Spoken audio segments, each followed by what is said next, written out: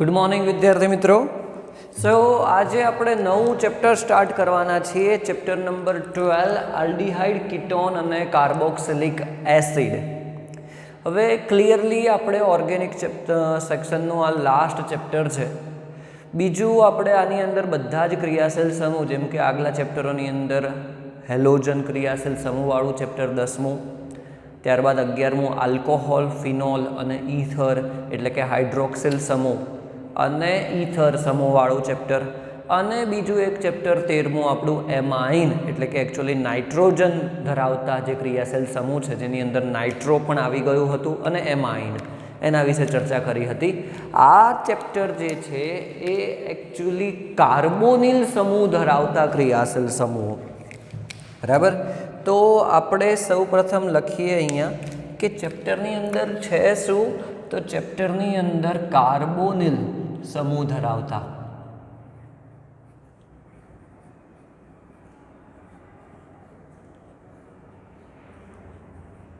Carbonyl સમૂહ। હવે carbonyl સમૂહ કયો છે કહેવાય, તો કાર્બન સાથે દ્વિબંધ સાથે ઓક્સિજન જોડાયેલો હોય અને એના બે બંધ બાકી હોય, તો આ કાર્બોનિલ સમૂહ થાય। તો કાર્બોનિલ સમૂહ ધરાવતા ક્રિયાશીલ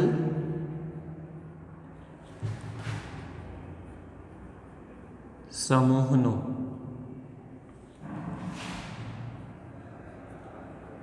અભ્યાસ કરીશું, બરાબર। તો આ ચેપ્ટરની અંદર શું કરીશું આપણે, કાર્બોનિલ સમૂહ એટલે કે COO અને એના બે બંધ બાકી હશે। એમાં કોઈ પણ આલ્કાઇલ સમૂહ જોડાઈ શકે, હાઇડ્રોજન જોડાઈ શકે, બીજો કોઈ પણ હાઇડ્રોક્સિલ સમૂહ જોડાઈ શકે, જે બંધ બાકી છે તેવા ક્રિયાશીલ સમૂહોનો આપણે અભ્યાસ કરીશું। તો કયા કયા પ્રકારના થશે એ આપણે જોઈએ। તો સૌથી પહેલાં તો જોઈએ આપણે, ફોર એક્ઝામ્પલ કાર્બન લઈએ છીએ, એની સાથે દ્વિબંધ સાથે ઓક્સિજન થાય, એક બંધ છે એને આપણે હાઇડ્રોજન મૂકી દઈએ અને બીજો બંધ આપણે ખાલી રાખીએ કોઈ પણ, બરાબર। તો આ જે ક્રિયાશીલ સમૂહ છે, જેમાં હું આલ્કાઇલ સમૂહ મૂકી દઉં છું કોઈ પણ, તો હાઇડ્રોજન જોડાયો અને આલ્કાઇલ સમૂહ, તો આ કયો થઈ જશે, આલ્ડીહાઇડ થઈ જશે, આલ્ડીહાઇડ સમૂહ। એ જ રીતે જો કાર્બોનિલ કાર્બન લઈએ છીએ, COO, એના બંને બંધ જોડે આલ્કાઇલ સમૂહ આપણે જોડી દઈએ, બંને બંધ કોની જોડે છે, કાર્બન સાથે, એટલે કોઈ પણ આલ્કાઇલ સમૂહ સાથે, તો કયો સમૂહ થઈ જશે, તો ક્રિયાશીલ સમૂહ થઈ જશે કીટોન। ચલો, જો આપણે બંધ સાથે આલ્કાઇલ સમૂહ અને બીજા એક બંધ સાથે હાઇડ્રોક્સિલ જોડી દઈએ,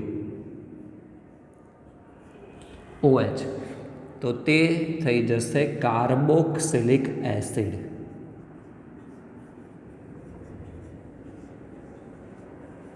કાર્બોક્સિલિક એસિડ, બરાબર।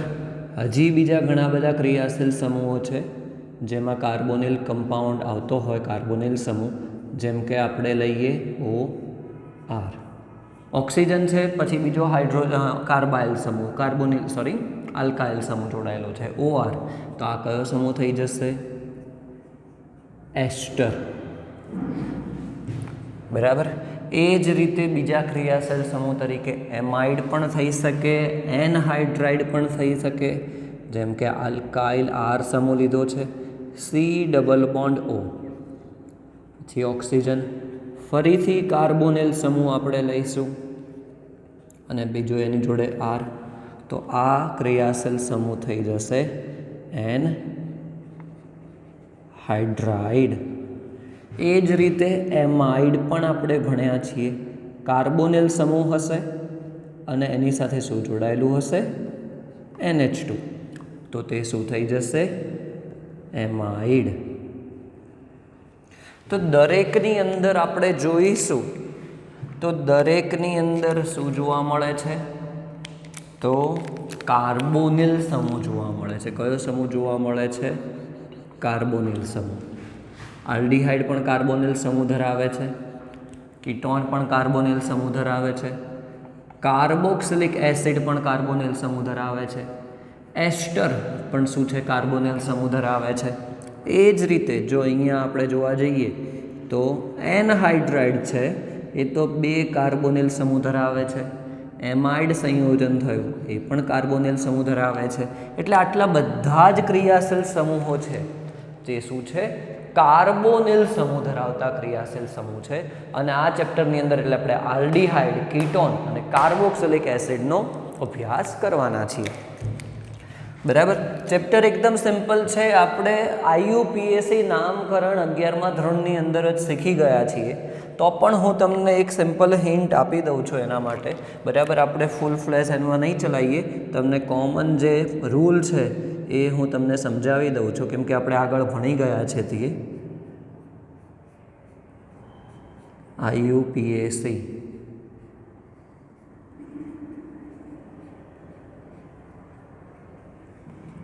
નામકરણ.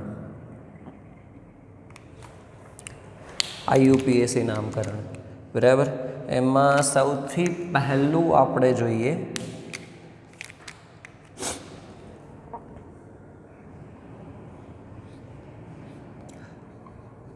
આલ્ડીહાઇડ માટે.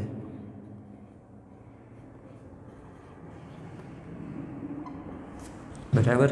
ક્રિયાશીલ સમૂહ કયો થાય? એને CHO લખવામાં આવે છે. તો ઘણી વખત શું કરતા હોય છે વિદ્યાર્થીઓ? ભૂલી જતા હોય છે. પરંતુ આપણે એમાં હું તમને બતાવી દઉં, આલ્ડીહાઇડ સમૂહમાં રહેલો જે આ કાર્બન છે એને ગણતરીમાં લેવાનો છે તમારે નંબરિંગમાં. આલ્ડીહાઇડ સમૂહમાં એમાં જે કાર્બન છે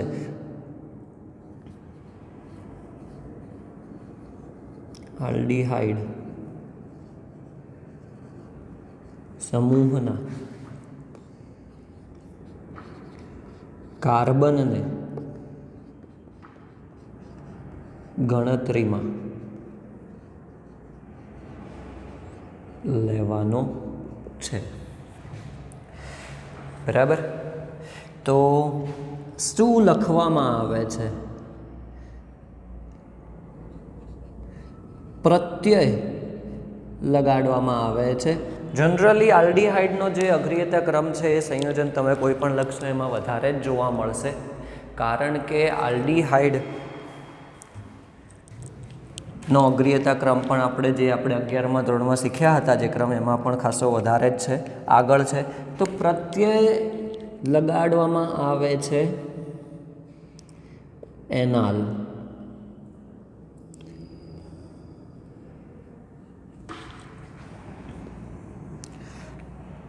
બરાબર. અથવા તો પછી તમે એવું કહી શકો આલ.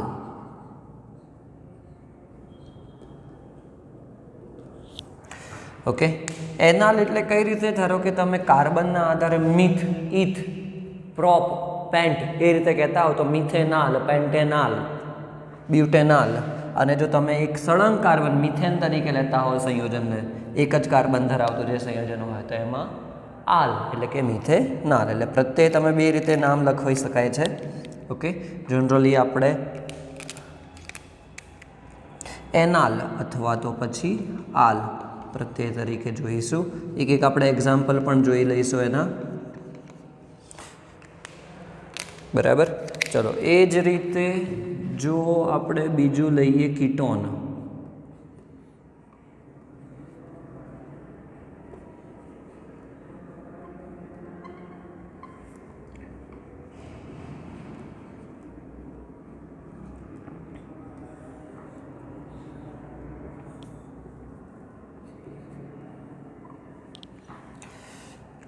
બરાબર. તો એમાં પણ કાર્બનની ગણતરી તો આવશે જ.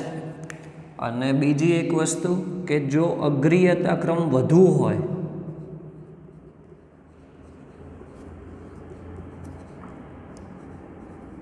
અગ્રિયતા ક્રમ વધારે તો પછી પ્રત્યય લાગશે. કયો પ્રત્યય લાગશે? તો ઓન પ્રત્યય લાગે છે. કયો પ્રત્યય લાગે છે? ઓન પ્રત્યય. જો અગ્રિયતા ક્રમ વધારે હોય તો ઓન પ્રત્યય લાગશે, અને જો અગ્રિયતા ક્રમ ઓછો હોય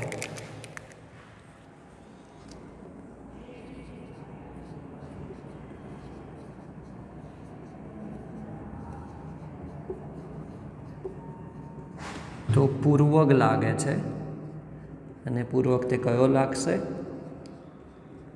ઓક્સો. ઓક્સો પૂર્વક લાગે છે. ચાલો, ત્રીજું છે કાર્બોક્સિલિક એસિડ. હવે કાર્બોક્સિલિક એસિડનો અગ્રિયતા ક્રમ સૌથી વધારે છે.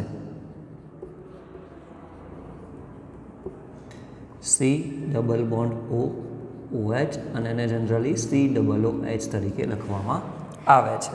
હવે અહીંયા પણ મિસ્ટેક થતી હોય છે, એટલે જેમ આપણે આલ્ડીહાઇડમાં કાર્બનની ગણતરી લેતા હતા એમ અહીં પણ કાર્બન ગણતરીમાં લેવાય છે.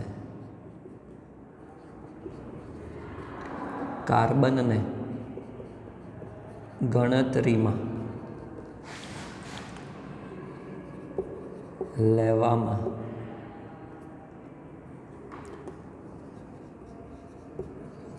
આવે છે. બરાબર. તો જો હવે કાર્બનને આપણે ગણતરીમાં લઈએ, બરાબર, અને એમાં અગ્રિયતા ક્રમ તો વધારે જ છે, તો ઓબ્વિયસલી ફક્ત એક જ પ્રત્યય લગાડવામાં આવે છે, અને એ શું છે? ઓઇક એસિડ. કયો પ્રત્યય? ઓઇક એસિડ. અહીં ઓન પ્રત્યય લગાડવામાં આવે છે, ઓક્સો પૂર્વક લગાડવામાં આવે છે અગ્રિયતા ક્રમના આધારે. અહીં તો પ્રત્યય કયો લગાડવામાં આવે છે? ઓઇક એસિડ. સિમ્પલ છે. આપણે નામકરણ જોઈએ, અમુક એક્ઝામ્પલ જોઈએ આના. બરાબર. ચલો, તો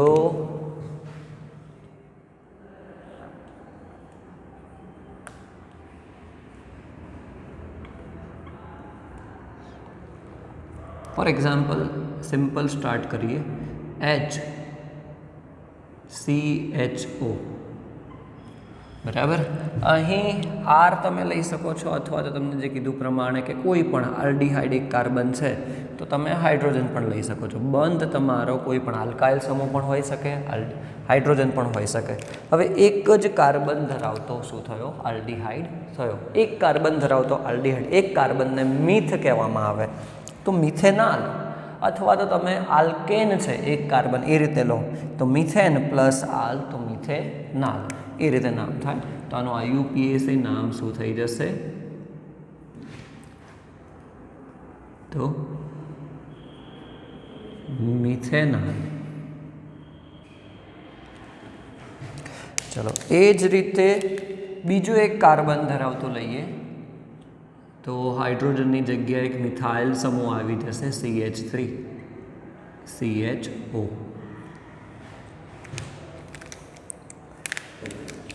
બરાબર. તો આનું નામ શું થઈ જશે?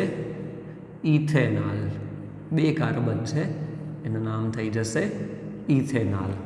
બીજી એક વસ્તુ સમજવા જેવી છે કે એના ફેમસ નામ અથવા તો સામાન્ય નામ પણ છે, એ પણ તમારે યાદ રાખવાના છે. મિથેનાલનું સામાન્ય નામ, ફેમસ નામ છે ફોર્માલ્ડીહાઇડ. એકચ્યુઅલી આ શબ્દ તમે સાંભળેલો છે બાયોલોજીવાળાએ તો ખાસ, ફોર્માલ્ડીહાઇડ.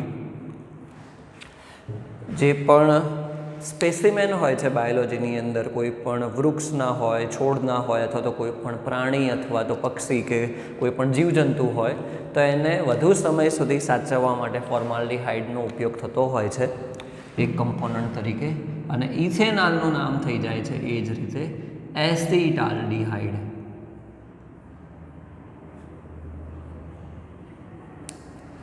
બરાબર. સામાન્ય નામ અથવા તો ફેમસ નામ તમે એવું કહી શકો. બીજું આપણે સાદું નામ એ રીતે શીખી જ ગયા છે. આ ફક્ત તમારું એક પ્રકારનું રિવિઝન છે. આપણે 11મા ધોરણની અંદર આ વસ્તુ શીખી જ ગયા છે દરેક ક્રિયાશીલ સમૂહ સાથેની. ચલો, એ જ રીતે આપણે જો એસિડ લઈએ, HCl, COOH થઈ જશે. તો શું નામ થઈ જશે એનું? Methanoic acid. એક જ કાર્બન છે, ઓઇક એસિડ પ્રત્યે લાગે.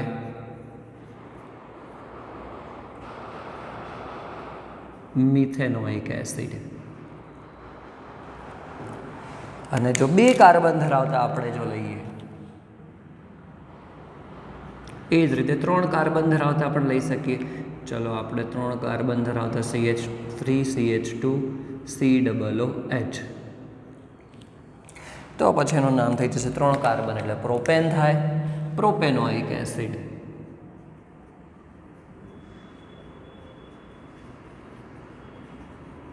નામ થઈ જશે તેનું પ્રોપેનોઇક એસિડ. એ જ રીતે એના પણ ફેમસ નામ છે. મિથેનોઇક એસિડને ફોર્મિક એસિડ શું કહેવામાં આવે છે? Formic acid. ઇથેનોઇક એસિડને એસિટિક એસિડ કહેવામાં આવે છે. આપણે જાણીએ છીએ એ વસ્તુ પણ આગળ લોઅર સ્ટાન્ડર્ડમાં આપણે ભણી ગયા છીએ. ચલો કીટોન લઈએ તો કીટોનમાં શું થશે? સૌથી સિમ્પલ કીટોન થઈ જશે. બંને આલ્કાઇલ સમૂહ જોડાયેલા હોય, CH3 CO CH3. 3 કાર્બન છે, બરાબર. બીજા નંબરના કાર્બન ઉપર શું છે? કાર્બોનિલ સમૂહ છે, એટલે કે કીટોનિક સમૂહ આપણે કહી શકીએ. તો એનું નામ થઈ જશે પ્રોપેન. 2 બીજા નંબર ઉપર છે અને કયો પ્રત્યય લગાવીશું? ઓન. બીજું એનું ખૂબ જ ફેમસ નામ, જનરલી તમને એ નામ જ જોવા મળે છે, એ છે એસીટોન. તેને શું કહેવામાં આવે છે? એસીટોન કહેવામાં આવે છે. બરાબર. ચલો બીજું એક એક્ઝામ્પલ જોઈએ, simple. CH3 C double bond O CH2 CH3. ચલો શું નામ થઈ જશે આનું? 4 કાર્બનની શૃંખલા છે સળંગ. એમાં કાર્બન નંબર 1 2 3 4 જે પણ ક્રિયાશીલ સમૂહ છે એનો અગ્રીયતા ક્રમ પ્રમાણે ખૂબ જ ન્યૂનતમ ક્રમ આવે એવું આપણે જોઈશું. નિયમો આપણે જાણીએ જ છીએ. શું નામ થઈ જશે એનું? 4 કાર્બન છે એટલે કે બ્યુટેન. બીજા નંબર ઉપર છે કીટોન સમૂહ 2 ઓન. ક્લિયર? તો IUPAC નામ સિમ્પલ છે, આપણે જાણીએ છીએ, આગલા ચેપ્ટરોની અંદર આપણે ભણી ગયા છીએ. ક્લિયર? તો એમાં મિસ્ટેક ના થવી જોઈએ. આ તો સિમ્પલ તમને એક તમારું રિવિઝન કરાવ્યું મેં. આપણે આગળ વધીશું. આપણો આજનો જે મેઇન ટોપિક છે એ ટોપિકનું નામ છે, આપણે કાર્બોનિલ સમૂહનું બંધારણ જોઈશું. આલ્ડીહાઇડ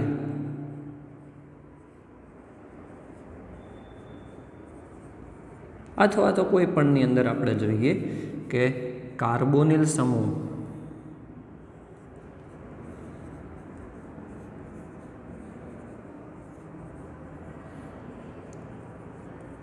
નું બંધારણ.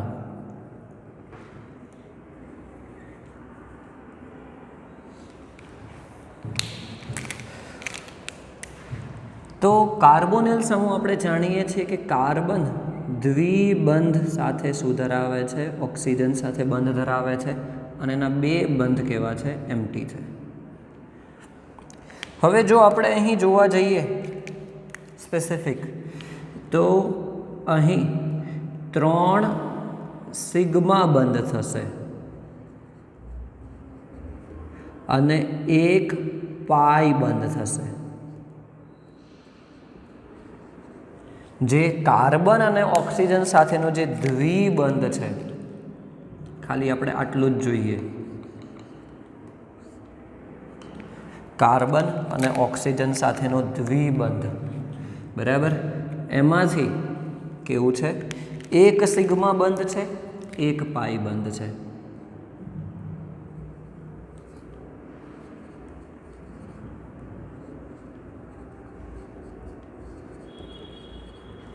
એક સિગ્મા બંધ છે, એક પાઈ બંધ છે.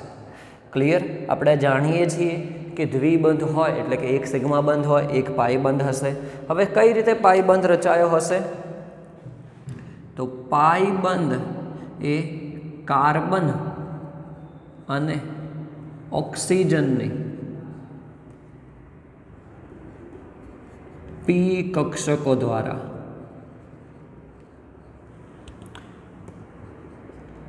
પાઈ બંધ રચાશે.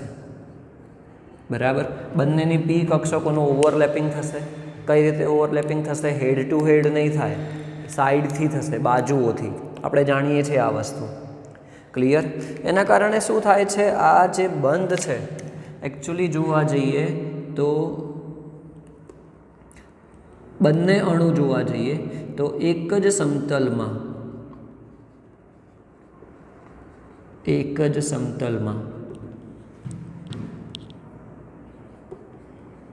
કાર્બન અને ઓક્સિજન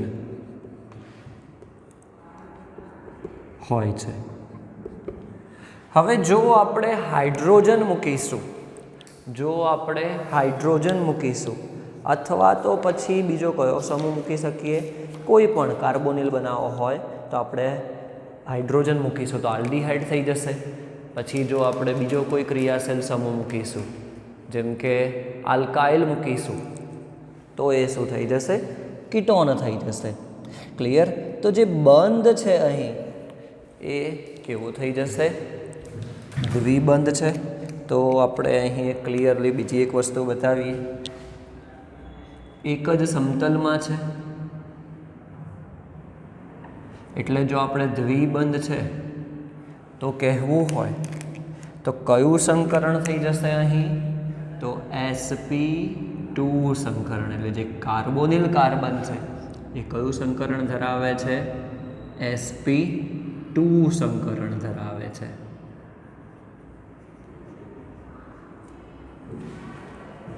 બંધ કોણ જો આપણે જોવા જઈએ તો કેટલો જોવા મળે છે? તો 120 ડિગ્રી જોવા મળે છે. તેનો બંધ કોણ કેટલો જોવા મળે છે? 120 ડિગ્રી. બીજું એની અંદર આગળ આપણે જોઈએ તો એવું લખી શકીએ આપણે કે વિદ્યુત ઋણતા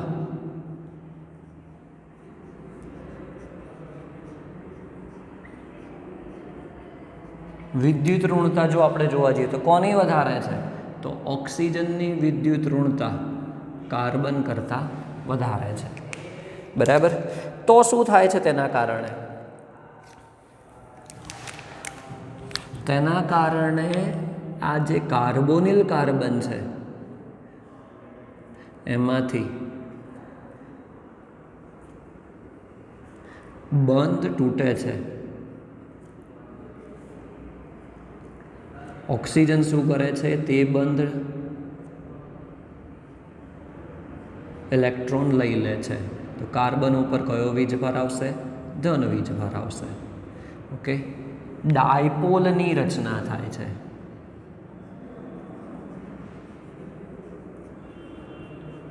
ડાયપોલ બને છે. તો એવું કહેવું હોય ઇલેક્ટ્રોનના આધારે કે તે લુઈસ એસિડ છે કે લુઈસ બેઝ છે, તો આપણે જાણીએ છીએ જે પણ ઇલેક્ટ્રોન મેળવે છે એ શું થઈ જશે? લુઈસ એસિડ તરીકે વર્તશે. જે પણ ઇલેક્ટ્રોન ગુમાવે છે તે લુઈસ બેઝ તરીકે વર્તશે. બરાબર? તો અહીં આપણે એવું કહી શકીએ કે કાર્બન છે એ શું છે? તો લુઈસ બેઝ છે. કાર્બોનિલ કાર્બનમાં કાર્બન છે એ લુઈસ બેઝ છે અને ઓક્સિજન છે એ શું છે? લુઈસ એસિડ તરીકે વર્તે છે. એ શું છે? લુઈસ એસિડ તરીકે વર્તે છે. તો કાર્બોનિલ કાર્બનની અંદર આ ખાસ વસ્તુ સમજવાની છે. 3 સિગ્મા બંધ છે, એક પાઈ બંધ છે, sp2 સંકરણ જોવા મળે છે. વિદ્યુત ઋણતા ઓક્સિજનની વધારે હોવાથી શું થાય છે? તો ઓક્સિજન ઇલેક્ટ્રોન મેળવે છે બંધ તૂટે ત્યારે અને કાર્બન ઉપર ધન વીજભાર આવશે તો એના કારણે આપણે લખી શકીએ કે કાર્બોનિલ કાર્બન લઈએ તો એની અંદર કાર્બન એ લુઈસ બેઝ તરીકે વર્તે છે અને જે આપણો ઓક્સિજન છે એ કઈ તરીકે તો લુઈસ એસિડ તરીકે વર્તે છે. ક્લિયર? તો આ કાર્બોનિલ સમૂહનું એક બંધારણ થઈ ગયું. એકદમ સિમ્પલ છે. આપણો આ લેક્ચર ઇન્ટ્રોડક્શનનો છે. નેક્સ્ટ લેક્ચરની અંદર આપણે આલ્ડીહાઇડ અને કીટોન એની બનાવટ વિશે ચર્ચા કરીશું.